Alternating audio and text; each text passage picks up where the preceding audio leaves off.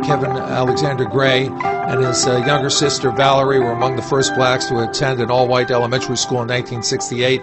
Since then, you haven't been able to keep this guy down.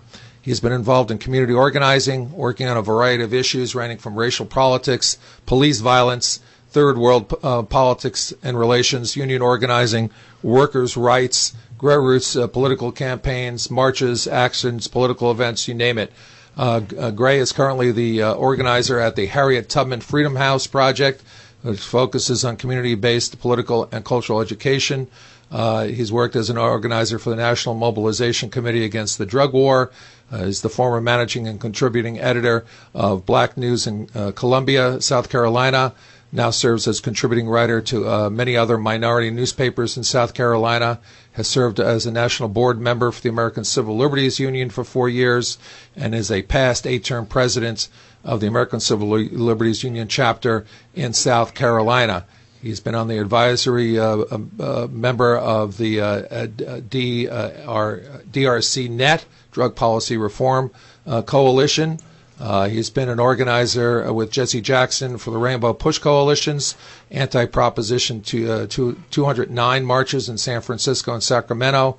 He's a founding member of the Rainbow Coalition in 1986, I believe, former co-chair of the Southern Rainbow Education Project, former contributing editor of Independent Political Action Bulletin. His critique, A Call for the New Anti-War Movement, appeared in How to Legalize Drugs. The book is a collection of works on drug policy reformers. His book, Legacy of Storm Thurmond, appeared in Jack Newfield's American Monsters, Soul Brother, Bill Clinton and the Black America. He has been, his essay, his very important essay on race and politics, has appeared in the Harvard Journal of African American Public Policy, The Intensification of Racial Solidarity. Current essays on race, politics, cultural, and world affairs can be found online, as we can be found online in many places, at The Progressive, at Counterpunch, and at the Black Agenda Report. Kevin Alexander Gray, thank you again for coming to our show. I don't believe it. You know, is it? That was a lot of stuff. I know. Isn't it sobering to see your life in perspective? Well, I try not to take myself too seriously. Well, you know, you wonder what people will say at your gravesite someday. You know? I hope they say that. He tried not to take himself too seriously. All right. Well, we got it. Well, we're gonna talk today about the 50th year anniversary of Malcolm X's death. That was celebrated, I think, February 22nd. At the Shabazz Center in New York City. I'm going to try to get the video for that and post it as a link to our site here. That slipped by on people, didn't it? Yeah, it did. Do you have that link? No, I'll get that link. If you post it, I'll get it. But, you know, here coming up on the 50th anniversary of the march across the Edmund Pettus Bridge, and everyone's talking about that. And, in fact, I'm going down to Selma for that. And, of course, last year, the 50th anniversary of the March on Washington. And we're coming up on those 50s, but it's surprising that people kind of let Malcolm's, the anniversary of his assassination just kind of slip by unnoticed. Well, in doing research for this show, and I'm from New York City, so you would think that I would have known more about his assassination. I was only 12 years old at the time, but still, I was raised there, and you think I would have known. I could see why the FBI called him a domestic terrorist. This organization of African Unity was clearly bookmarked by then FBI Director J. Edgar Hoover as like one of the most dangerous organizations of its time. Let's talk about Malcolm X for our younger audiences. Why don't who are listening to this show, either in a classroom or elsewhere, why don't you just give us a brief history lesson on Malcolm X, and then we'll lead up to his assassination and the reasons for it. Well, now that's going to be difficult. First of all, I would just encourage the listeners, and especially if they're younger people, I don't want to mimic Eric Holder, but I mean, I think the easiest thing to do is to pick up the autobiography of Malcolm X by Alex Haley. Yeah. It's actually online in an audio book. I posted it on my blog at the New Liberator blog. It's, you know, it requires that you sit still and listen to it. But I think it's well worth taking the time to explore. On some level, because I know a couple of the kids and I've interacted with them, and I just happened to see El-Hajj on Democracy Now! Talking about her father. I kind of disagree with her in regards to the question was asked, what would Malcolm X think about Barack Obama being president? And she replied, he would say, what took so long? I don't think, if given the trajectory of his politics and his life, and the idea of being an anti-imperialist, which is what the Organization of African Unity was all about, was it was about connecting people up across the diaspora, across nations, to deal with the effects of empire and the oppression that empire brings, especially the United States empire. And he talked about elevating civil rights, the civil rights struggle of African Americans or those of African descent here in America, elevating that to a human rights struggle.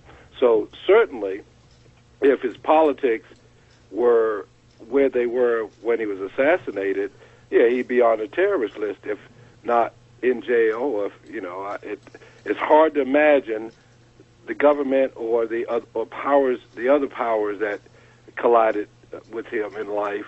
It's hard to imagine that Malcolm would have lived to be an older man. The popular story is that he went from a petty thief to the leader of the nation, but fundamentally, Malcolm X was an organizer. Mm-hmm. He organized the Nation of Islam, and everything that exists now with the Nation of Islam, as far as his influence in the country, even the acceptance of Farrakhan, is due to the organizing that Malcolm did during his life. And then the dichotomous relationship that people try to paint between him and Martin Luther King. Here was one preaching nonviolence, that would be Dr. King, and here's Malcolm talking about by any means necessary. Right. Malcolm just talked about defending your life at a very basic level, and he was, and just as Robert Williams in North Carolina, just as the Panthers, just as a lot of other organizations, he said if the government wasn't going to protect people and offer them equal treatment and equal protection, then people had a duty to defend their lives and defend their families, and that's the Malcolm I think that most people know. Yes, and self-defense was a keystone in his ethos. Let me read you again. I listened to. I don't have the full tape or the permission to use it yet of the 50-year anniversary commemoration at the Shabazz Center in New York City, but I did quote one of the speakers who said this much about Malcolm X, and just bear with me here for a second, Kevin, and I quote, "It is certainly a time of reflection and inspiration. We've all been influenced by Brother Malcolm X, directly or indirectly. Malcolm X was a man who was in constant motion. He was an organic intellectual, meaning that his mind was transforming all the time. He wanted to internationalize the struggle of African Americans to achieve human rights. He opposed imperialism and discrimination. He disagreed with capitalism and wanted black people to have self-determination in their lives. Malcolm X was a young man when he courageously stood up for Stokes and when he defended the heroic actions of Gloria Richardson. His OAA represented the power of Pan-Africanism, and it showed the world that human rights must be defended and fought for. I repeat, defended and fought for. His advocacy for self-defense was part of his ethos.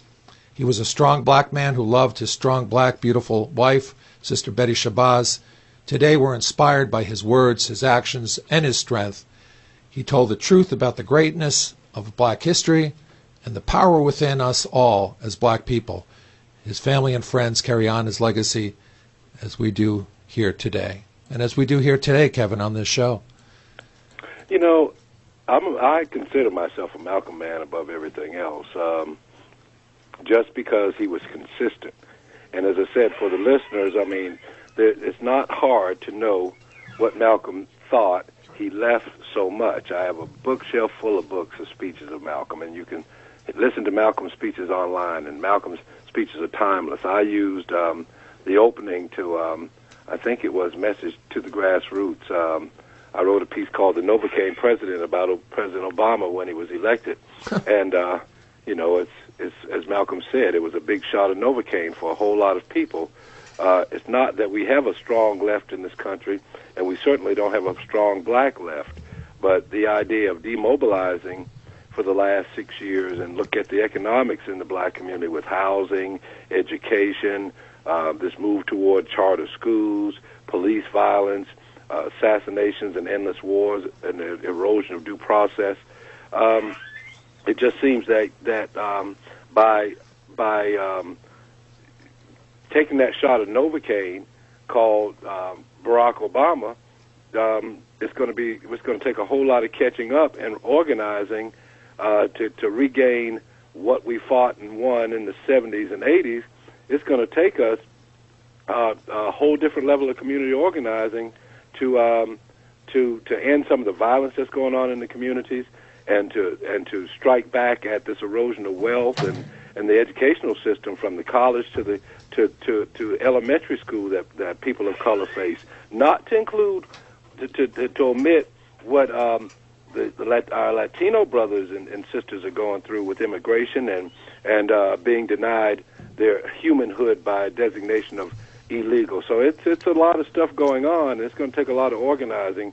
One ray of hope for me is the election that happened in Chicago with Brother Garcia being in the runoff with Rahm Emanuel, because that's a strike against this idea of post-racialism and neoliberalism, and those are the things that Malcolm X, I would hope, if he were alive, would be fighting. This movement toward neoliberalism, this imperialism with a smiley face, imperialism with a black face. I would hope that Malcolm, if he were alive today, would be against that. Well, I can tell you from my point of view, growing up in the Midwest, before I did any research of my own or started thinking a lot more for myself, I was under the opinion that Malcolm X, yes, was a very violent person from the era compared to King, like you were saying earlier. But as far as Barack Obama and the Novocaine effect, you did an interview in 2008 mentioning that police kill someone every 28 hours. And I just looked at a report today that said the police kill someone in this country every 8 hours. They kill someone of color every 28 hours, but that, what's the latest scandal with the police department shooting a homeless man on the corner? Yeah. In front of every. I mean, it's just and a lot of this is due to the fact that we live in a violent country. Now, people accuse Malcolm of being violent, but when you go back and look at the record, when did Malcolm do violent? As a leader, when did he lead any violent incidents or uprisings or whatever against institutions? Yeah. Never. He said, you have a right to defend yourself. Right. Yes, the Supreme Court says that. Yeah. So, but when you look at the fact that we've got a country, we live in a country that's been at war every 20 years since its existence, that's based on not this idea of American exceptionalism and the noble, pure experiment of being the land of immigrants. Well, it's the land of genocide, enslavement, the kidnapping and enslavement, and immigrants. And that's the reality of the country. And so, this idea of being in constant denial about all that violence that has happened in our country, to put it where it is today, as the wannabe world police, where it has the power to kill people without due process, to jail people without due process, to have police that go and serve in these various, because a lot of them have come out of the military, serve in these various illegal wars. They come back, they think they're still dealing with enemy combatants, and they see black folk as enemy combatants, as they always have throughout history, because it's as though you're waiting for that group of people that have been done wrong throughout history to rise up. So you can put a little extra boot on their necks. And so that's the environment that we're in. It's not so different than when Malcolm X was alive. It's just that people could get news on the brutality a little bit quicker than waiting on it to come down the railroad track and you be told to what happened in another city by a Pullman car porter. But you know, we're still living the same lie. And as I said, I'm hoping that Malcolm's words and the fact that he was an organizer will inspire people to read his words and organize to change this country, give it a more international perspective and a more humane perspective and a less warlike perspective. Right. Kevin, one of the main precepts of this Organization of African Unity, and I think they only had really 2 annual meetings before Malcolm X was killed, the second meeting being in Cairo. I was lucky enough to, after a lot of research, incidentally, it's very hard to find stuff on Malcolm X and some of these speeches, even the Shabazz commemoration. Very hard to find that online, and here at KMEC Radio, we're going to do our best to get that out there once we find these links. But at the July 17th, 1964 second meeting of the Organization of African Unity in Cairo, Malcolm X talked about unbrainwashing black people, ridding them of the lies that they have been told about themselves and their culture. As an African American, would you say 50 years later that black people have been unbrainwashed, that they have been rid of the lies that they've been told about them and their culture? You try to provoke me to cuss. Look, there's a church on every corner. And, you know, I tell folk I got 2 preacher brothers, and I believe in God. I'm not necessarily a go to church every Sunday kind of guy. But, you know, the fact that here you've got black people are Christians, that's pretty much the religion of the slave master. Right. So when you talk about alleviating people of their illusions and their brainwashing, well, that's a hard thing to do. Black people, a lot of black people want to be accepted by white people, and they believe that white people are the measure of equality. Of course, Malcolm said, now, when did a white person become the standard or the measurement of equality? Mm-hmm. You know, that's just putting yourself in a hole just from jump. But no, I mean, part of the reason that people have been so supportive of Barack Obama is because Barack Obama offers them a measure of acceptance in their minds by white people. Mm-hmm. And you know, it's you know, a lot of folk want that honorary franchise. That honor would want to be that honorary white person, and so it's people got to be wiped. What they have to be wiped clean of in their minds is this idea of American exceptionalism, the idea that of manifest destiny, the idea of empire, and the idea that might and power makes right, and that's how America is going to move around the world, and that's how we're going to treat each other on a day-to-day basis, that it's about power and being the boss. I mean, Malcolm talked about, you know, when a white man says boss, it's different than when he says it in some other country. When a white man says boss, that means he's in charge. He's in control. And so white in America and boss is synonymous. And I don't think people have been disabused of that mindset. But here, let me argue the devil's advocate side on this. Okay. Folks would say, well, this is just assimilation. You know, you have blacks being assimilated into white culture through affirmative action, equal opportunity programs. You even have, you know, more biracial kids than you've ever had before. What is this whole big deal about black pride and black identity and black culture? You know, you can hardly turn on the TV and not see a television commercial that doesn't have... I agree with you that race is a social construct created... I'm not a Theodore Allen man. That race is a social construct designed to give a group of have-nots the feeling that they have more than they do, that they have an identity that's above this other group of people that keeps you fighting and nipping at them and thinking that they're there to take something from you, as opposed to fighting the real people that are taking something from them and making them insecure. I see.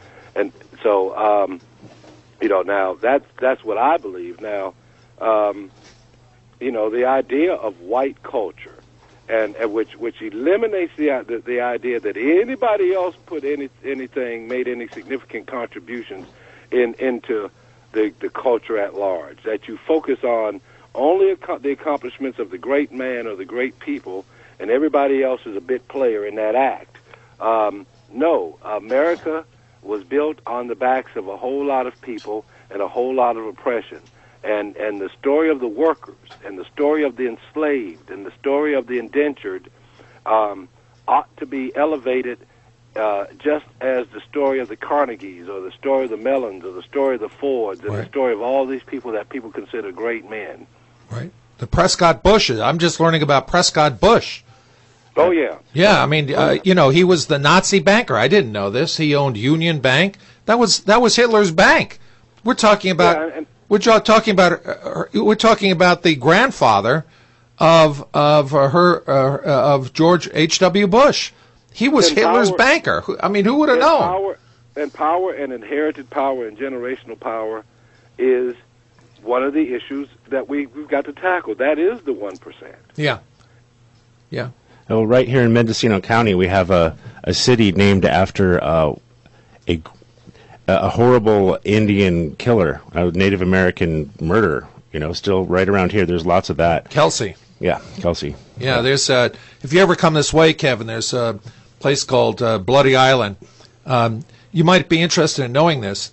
The last place where slavery was ever practiced in the United States, the buying and selling and trading of children, was right here in Mendocino and Lake counties. Pomo Indian children were bought, sold, and let me just finish, were bought, sold, and traded as slaves as recently as 1916. There was a slave revolt in Lake County.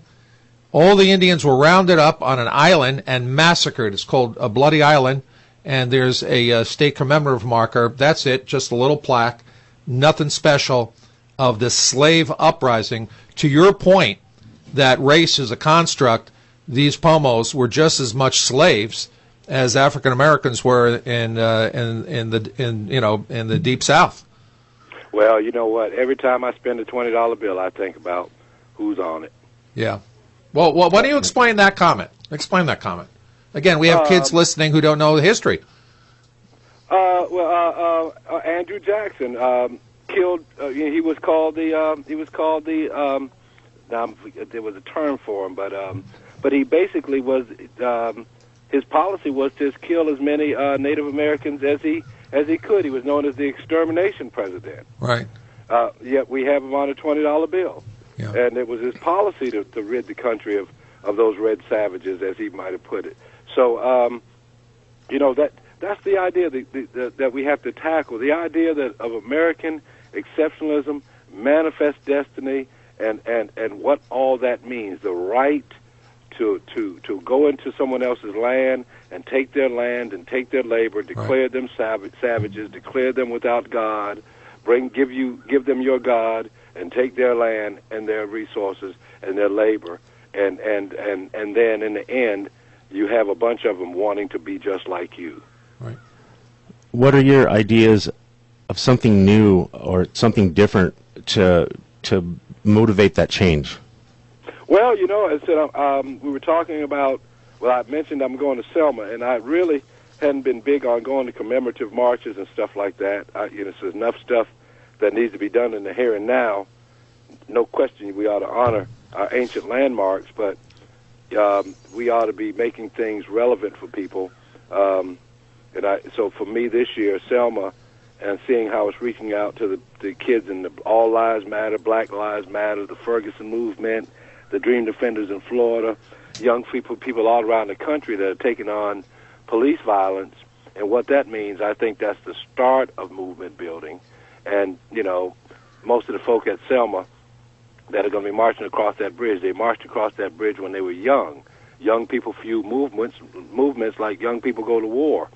And so we have to get the younger people to understand the context of their struggle, from Selma then to Selma now, or Ferguson now, or Brooklyn now, or Oakland now, or Phoenix now or L.A. now, we have to let them understand what that's all about, that all of it's connected, that the police using the kind of force that and using the death penalty against people on the street, how that ties to the 1%, how that ties to keeping people in power, but beyond just the demonstrations and the protesting, that you have to be prepared to take on power and fight, participate in power and fight.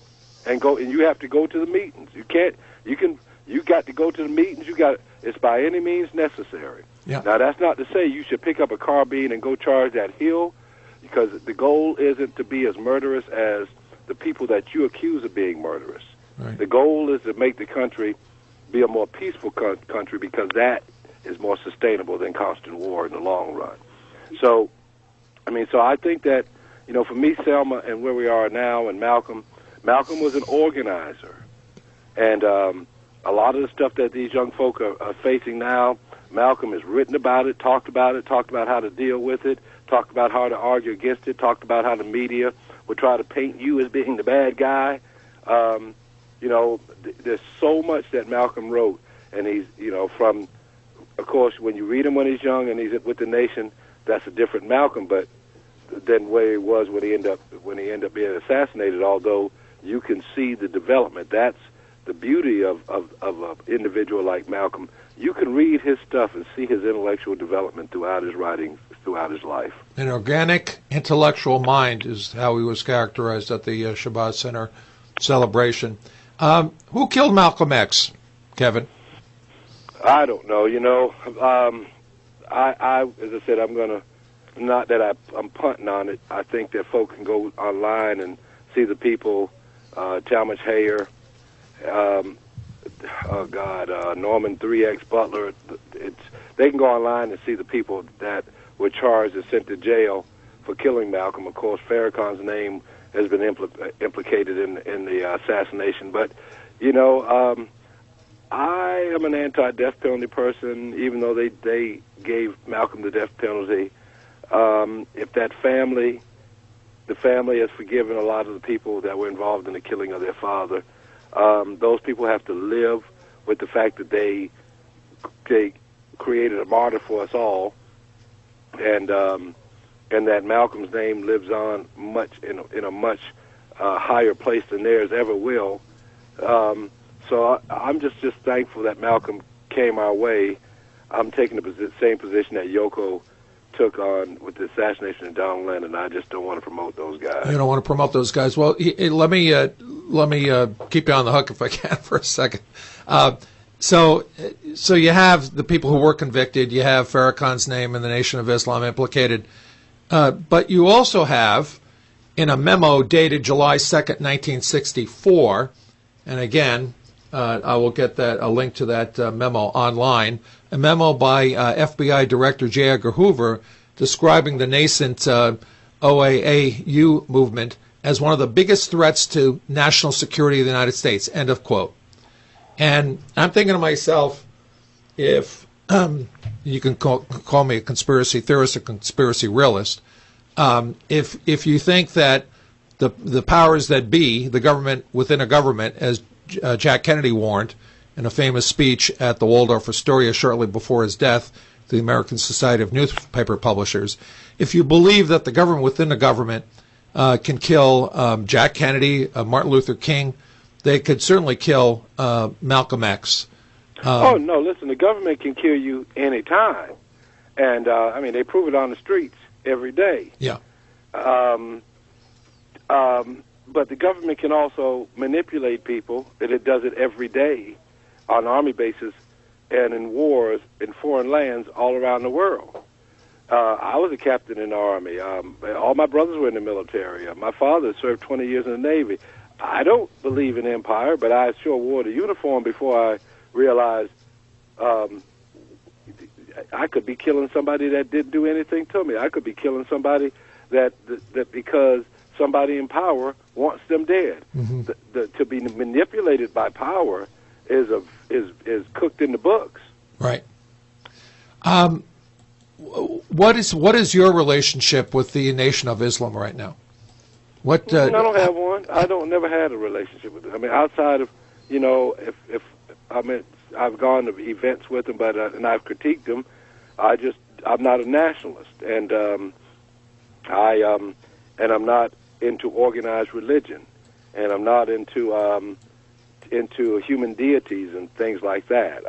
That's just me. So, people have their disciplines, and the idea of the nation or religion being a discipline for some people, I'm not opposed to that. I just don't necessarily believe in the gods as constructed in their religion. And but I respect everybody's right to have a religion. Doesn't necessarily mean I have to respect their religion. Right. Let's talk about your book. We want to sell some of your book here. You've co-edited this new book, Killing Trayvons, an Anthology of American Violence. How do you connect that to Malcolm X? I think you said that the phrase "by any means necessary" means that the freedom and the fight for human rights are something worth dying for. Malcolm X certainly knew this. How do you connect that legacy to the killing of Trayvons and the Anthology of American Violence? I think it's a really, really good book. We pivoted on, of course, the murder of Trayvon Martin and the trial of George Zimmerman. Right. We have official documents in the book, the testimony of Sabrina Fulton, Trayvon's mother, the closing arguments by Mark O'Mara. We have a variety of articles. What if Trayvon Martin were a woman? What if he were Asian? What if he were Arab? We've got a couple of pieces because people seem to think that it's just all black males, but it's black and brown and the female and young and old.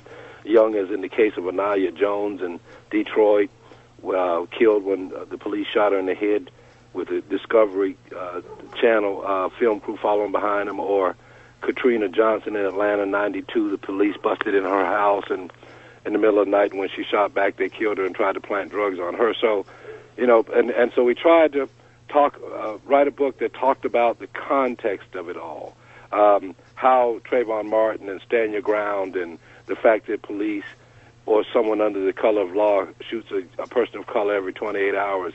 And, of course, Malcolm talked about how the media would paint you to be the enemy, which is paint you to be the bad guy instead of the victim, as they have done with Michael Brown, as they did with Eric Gardner, as they did with Oscar Grant, as they did with Trayvon Martin, as they do with everybody who they deny their life, that they take their life unjustly without due process, often for crimes that if the person were arrested and adjudicated, it would be a misdemeanor. So Malcolm talks about the power of the police and how they, black life is cheap and that you have to defend yourself. Now, as I said, that didn't mean that you charged that hill, but you certainly had a right and a duty. As Malcolm says, protect your life. It's the best thing you got, and if you got to give it up, let it be even Steven. And the police need to realize that it's the law and respect of the law that keeps a level of social order and control. It isn't the fear of a sadist or a brute with a gun. And if police departments across the country continue to hire sadists and racists and brutes with guns that think that they're just going to take people's lives without any kind of conscience about it, that it's all just sterile, I'm doing my job, I felt a threat, he was going for his waistband, he was going for his wallet, he had a pencil in his hand. This has to stop. And if police departments aren't careful, people are going to say enough is enough, and their lives will truly be in jeopardy. Right now, if you look at the people who die on the job, the police officers aren't ranked up as high as Bering Sea fishermen or lumberjacks. Yeah, and most policemen are killed by policemen. Policemen or in car wrecks. Right. And high-speed chases. They don't. The mass of people, and black and brown people in particular, aren't on some kind of homicidal wave of violence against police officers. Just as there's no such thing statistically in regards to violence as black on white or white on black crime. People have a tendency to commit crimes against people that they know in areas that they live. And so the idea of even talking about black-on-black crime as though it's more insidious and just has a more violent or vicious nature than any other kind of crime is used to paint people as inhuman and as animals. And Malcolm talked about all this. So, I mean, that's the context of Malcolm X.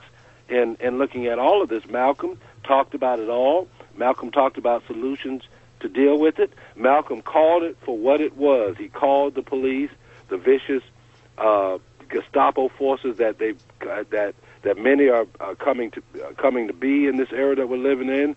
All this military equipment, all this SWAT team, all this shoot first, ask questions later, or don't ask any questions. And if you have an inquiry, the police will investigate themselves and exonerate themselves. Yep. So, yeah, with the militarization of police here, with Trayvon Martin's killer getting acquitted, with Michael Brown's killer never being indicted, and the same for Renisha McBride or Eric Gardner and the countless others. And the young man, the young Rice kid, right, who was shot. And of course the police come out with a statement. Well, it was his own fault. Right, exactly. Young. So here you have linked all these countless people who have died at the hands of law enforcement, what we're going to call the militarized law enforcement, acting under the color of authority, as you say. And then you connect this. Well, let me ask you another question.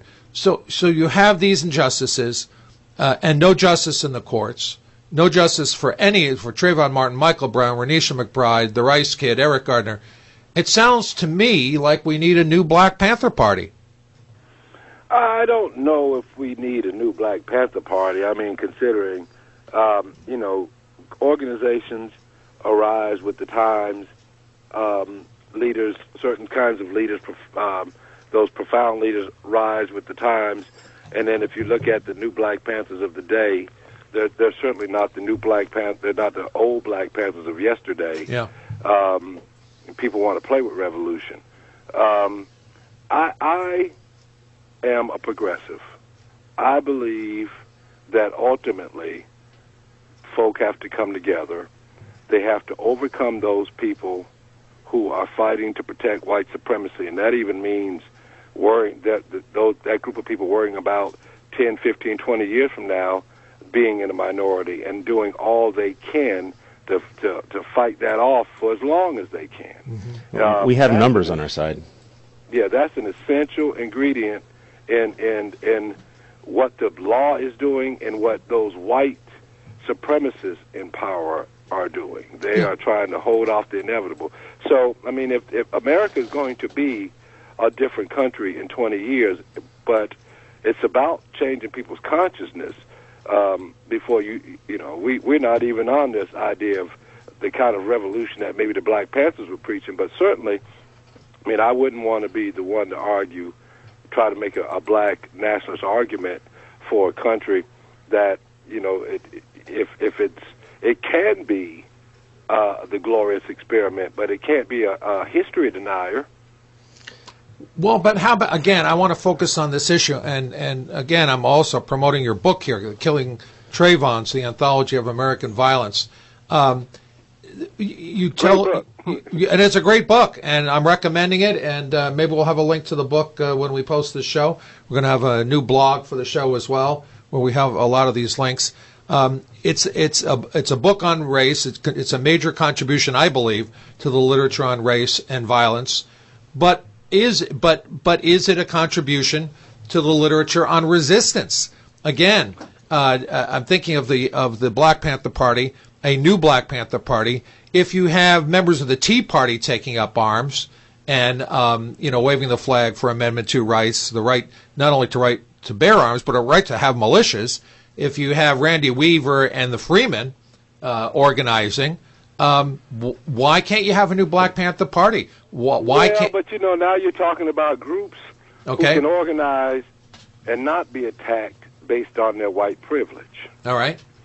As opposed to people who unarmed are killed in the streets. Right. Okay. Simply because they don't have driver's license. Yeah.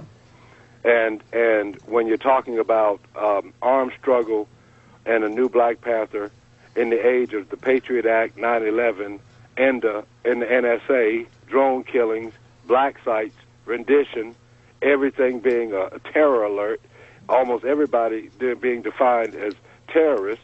I mean, they fling this definition of this word terrorist and terrorism around, but when you look and see who's in jail, it's black folk and brown folk in jail. And although they're killing the Arab population in their kind of blind fight against terrorism, but I just think there has to be a different kind of way to deal with it before you go to that next level and start talking about, well, you know what, we might have to pick up the gun. When you talk about picking up the gun, and I think it was Earl Anthony with the Black Panthers, right, who was the minister. It was one of those books I had when I was a kid. Earl Anthony, Minister of Defense for the Black Panther Party, right, picking up the gun. That's a hell of a thing to come to. Yeah, and the ones that are killed, the first ones killed are always the organizers. You talk about Malcolm X being an organizer, Martin Luther King being an organizer. How about Fred Hampton? Do you want to put in a word about Fred Hampton? He's a footnote in American history, but he's one of my heroes. Well, you know what? I don't know as much about Fred Hampton as I probably should. Outside to respect the fact that he's a martyr, and he was a martyr at a time when look, just to talk about picking up the gun, an armed struggle in a time when, we're still talking about, we're in an era where blacks have no rights that any white man is bound to respect, but they're certainly not going to respect your right to rebel. Yeah. The rebellious Negroes, as they would put it, or the rebellious black people, the Nat Turners and the Fred Hamptons and the Denmark Vesey's, we hardly hear anything about them. Right. I once made an argument here in South Carolina because I'm here. This state is a monument to the Confederacy, and with the Confederate flag still flying on State House grounds after they took it off the dome, I suggested they put Vesey on the State House grounds, and they talked about how he murdered white people. Yeah. So but this idea, most black folk that. I'm living in the South, and I've been black 57 years, and I'm in the heart of the community. Folk are not looking to have armed confrontation with the government or with white folk. They want equal treatment, due process, equal opportunity, economic justice, and fairness. That's what they want. Now, there might be arguments about reparations as opposed to any other kind of restitution that the government ought to be providing for the descendants of African slaves. But most people are not. They want an equal say in government. They want fairness. They want their kids to be able to walk the street and not be killed. They want roads that don't have potholes all in them. They want sidewalks. They want services. They want good schools. Do you think they're finding the Trayvon Martins of this world are finding justice in the courts? Of course not. But that gets back to the idea of organizing. You can do the die-ins and you can do the protest. You can march, but at some point you got to say, okay, these are the policy things that we need to work on. If it's about picking up the banner on citizens review boards that have the power to subpoena witnesses and send indictments to the grand jury, or grand jury reform, or reform of the prosecutorial system, and taking away some of the power of the prosecutors, and looking at how police are selected and trained, the shoot-to-kill law, shoot-to-kill rule, whether or not police ought to have guns. Yeah. Those are things that folk ought to be speaking about and acting on. The war on drugs, drug legalization, releasing drug prisoners.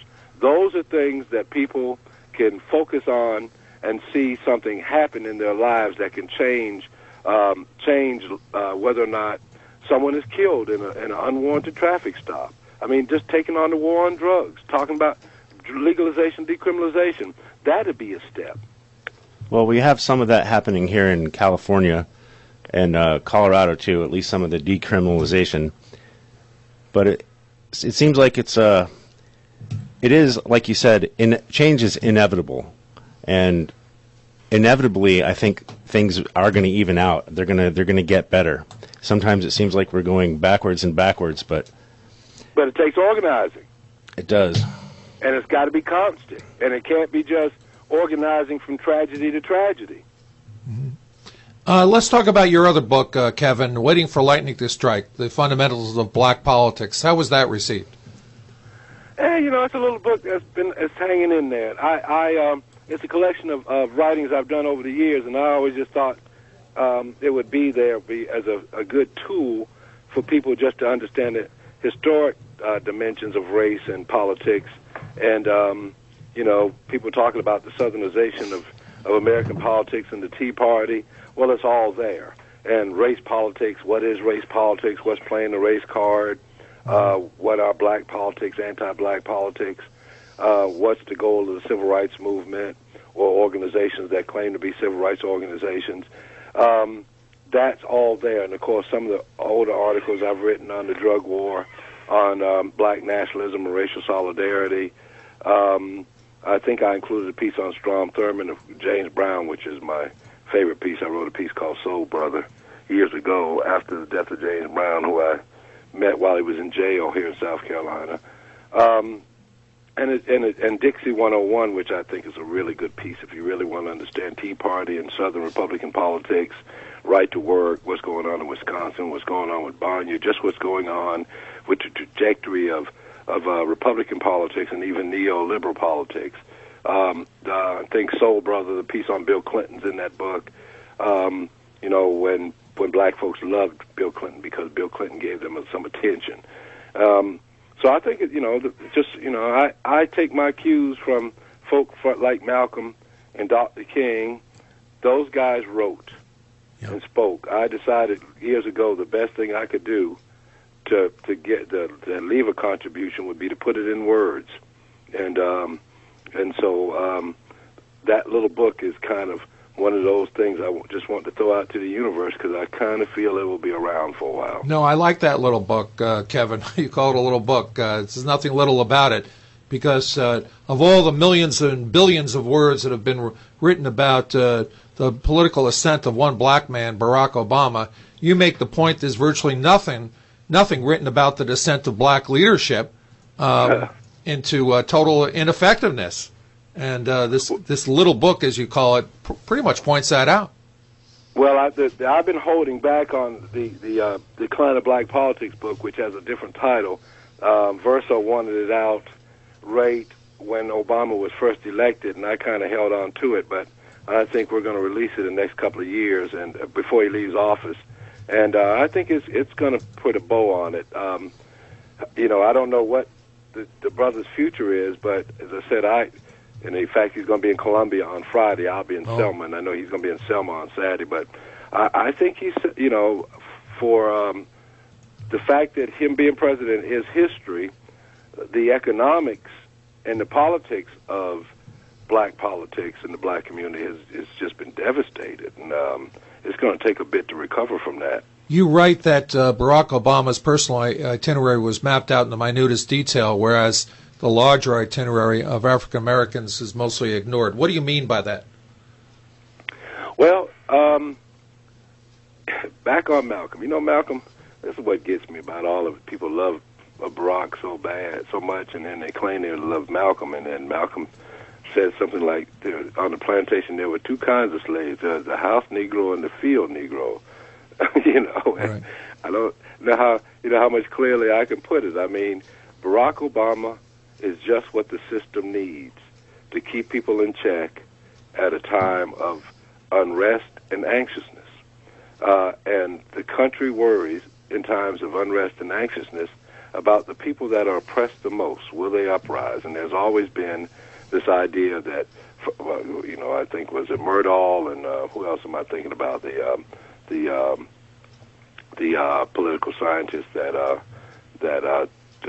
toured the country. I think it was in the 1800s. But black people are always viewed as a threat because of the legacy of slavery and this fear of revenge by people who carry that legacy in their DNA, or the descendants of the slave masters. Mm-hmm. And so,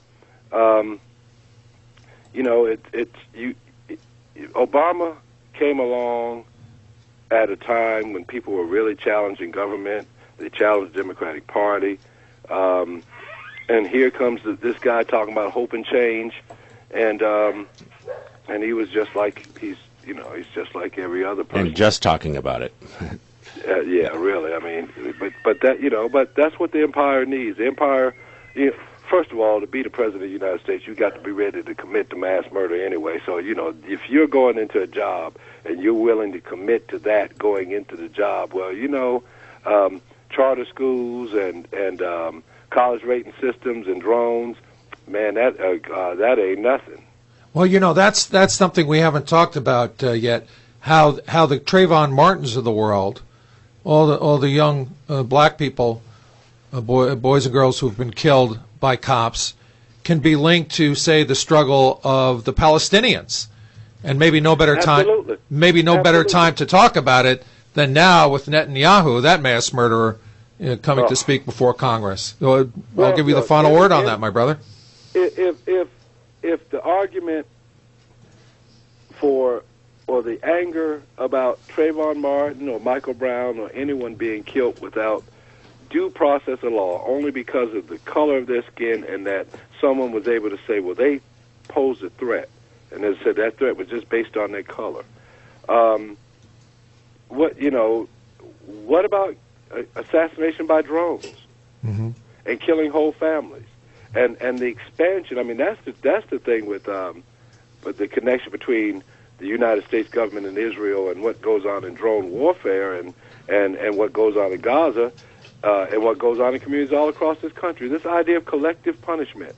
If first you allege someone does something, and then you kill everybody around them, or the idea, well, these people might be a threat, so you preemptively kill them. We have a country that has a national policy of preemptive war. Yeah. And so when people preemptively kill their imagined threats, then why would anybody be surprised? No surprise here. Yep. I'm going to let Sid Cooperrider ask the last question here. Again, we've been talking with Kevin Alexander Gray, who's been kind enough to give us an extra 30 minutes. Thank you, Kevin. I realize you're a busy guy, and we said 30 minutes before the show, but you're an important source, and we're going to get your message out there. We have a digital platform like you wouldn't believe, and we're going to get this message out there along with the links that we've mentioned, like the FBI memo on Malcolm X, calling his organization a number one security threat, like the memo from J. Edgar Hoover that talks about the Black Panther Party.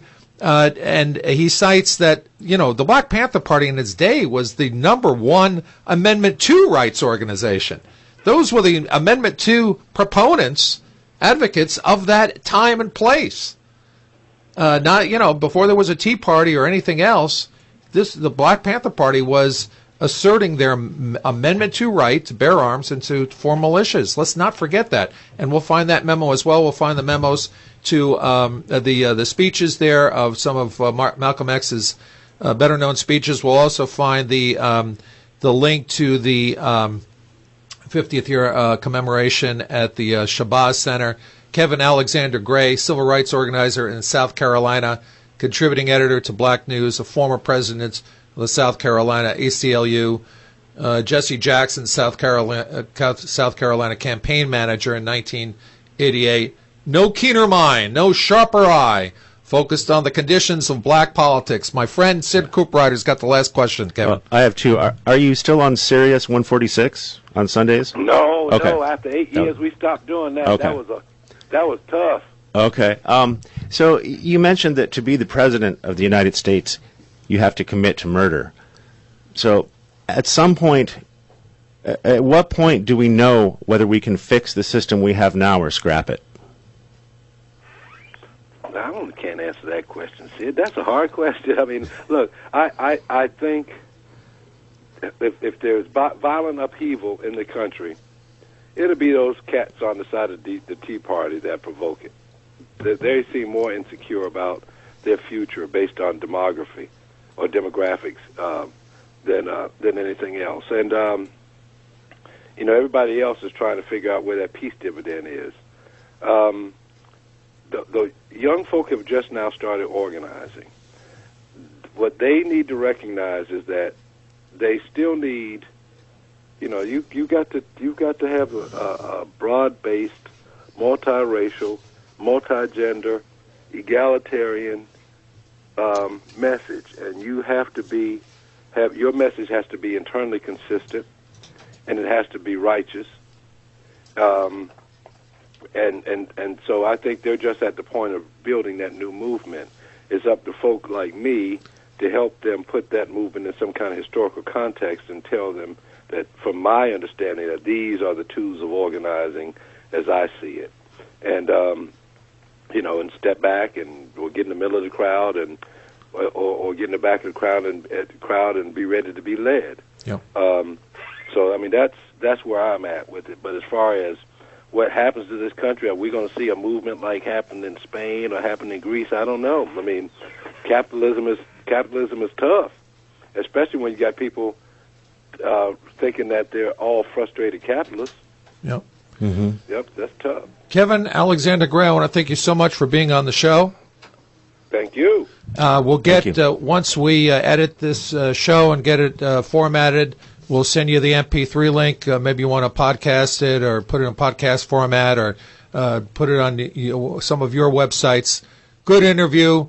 Encourage all my listeners here to buy either one or both of Kevin's books, Killing Trayvons, an Anthology of American Violence. Some great contributors in that book besides Kevin, Robin Kelly, Rita Dove, Cornell West, Amy Goodman, Alexander Cockburn, Ethan Thomas. Let me mention my co-editors, Jeffrey St. Clair and Joanne Vipievsky, because it was a collaboration. Very good.